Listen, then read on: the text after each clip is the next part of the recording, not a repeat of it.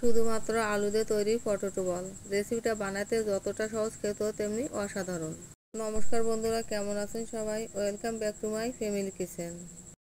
আজকে আমি শেয়ার করব খুবই সহজ একটা রেসিপি। প্রথমে আমি এখানে 5টা কাঁচা আলুর খোসা ছাড়িয়ে নিয়েছি। এবার আমি একটা গ্রেটার দিয়ে আলুগুলো গ্রেট করে নেব। আমি এখানে চিকন পাশ দিয়ে আলুগুলো গ্রেট করে নিয়েছি। আপনারা চাইলে মোটা পাশ দিয়ে আলুগুলো গ্রেট করে নিতে পারেন। তবে চিকন পাশ দিয়ে আলুগুলো গ্রেট করে নিলে পটেটো বলস খেতে অনেক মজা লাগে।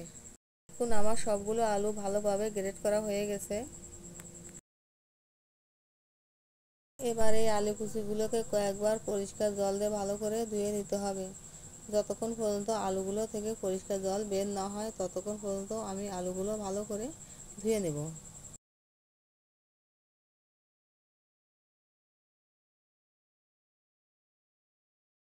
দেখুন আলু থেকে পরিষ্কার জল বের হয়ে এসেছে। এবার এই আলু কুচিগুলো থেকে হাত দিয়ে চেপে চেপে ভালো করে জল বের করে দিতে হবে। আমি এভাবে আলু কুচিগুলো থেকে সব জল চেপে চেপে বের করে দিয়েছি। দেখুন আলু কুচিগুলো কত ঝুরঝুরে হয়েছে। এবার এর মধ্যে দিয়ে দিচ্ছি 1 চামচ মরিচের গুঁড়া, স্বাদ মতো লবণ, আর দিয়েছি ছোট 1 বাটি কর্নফ্লাওয়ার। কর্নফ্লাওয়ার ছাড়া অন্য কিছু এতে দেওয়া যাবে না। এবার আমি সব কিছু ভালো করে মাখিয়ে নিচ্ছি। আমার মনে হচ্ছে এখানে আলুর কুচিটা দলা পাচ্ছে না, এজন্য আমি এখানে আরও হাফ বাটি কর্নফ্লাওয়ার অ্যাড করব।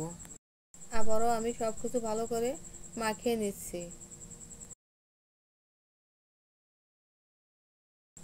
দেখুন এবার কত সুন্দর দলা পাকিয়ে যাচ্ছে। এবার হাতের সাহায্যে চেপে চেপে জল বের করে দিয়ে এরকম বল তৈরি করে নিচ্ছি। আমি সবগুলো বল তৈরি করে নিয়েছি। দেখুন কি সুন্দর হয়েছে দেখতে। এবার কড়াইতে তেল দেব। তেলটা গরম হয়ে গেছে। এবার বলগুলো আমি একে একে কড়াইতে দিয়ে দেব। এভাবে আস্তে আস্তে কড়াই চারপাশ থেকে পটেটো বলগুলো দিয়ে দিতে হবে। খুব সাবধানে দিতে হবে, না হলে পটেটো বলগুলো ভেঙে যেতে পারে।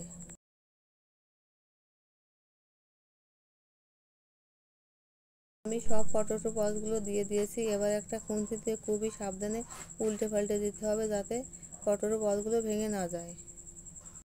এবার পটেটো বলগুলো ভালোভাবে নেড়ে ছেড়ে লাল লাল করে ভেজে দিতে হবে। দেখুন কত সুন্দর হয়েছে পটেটো বলগুলো দেখতে।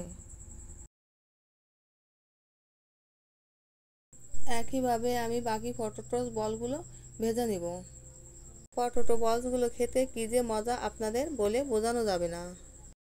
এই পটেটো বলস এত সুস্বাদু একটা রেসিপি, আপনারা না খেলে বুঝতে পারবেন না। রেসিপিটা ভালো লাগলে অবশ্যই চ্যানেলটি সাবস্ক্রাইব করে পাশে থাকবেন। আবারও একটা নতুন ভিডিও নিয়ে আমি আপনাদের মাঝে হাজির হব। ততক্ষণ পর্যন্ত আপনারা সবাই ভালো থাকবেন। সবাইকে ধন্যবাদ।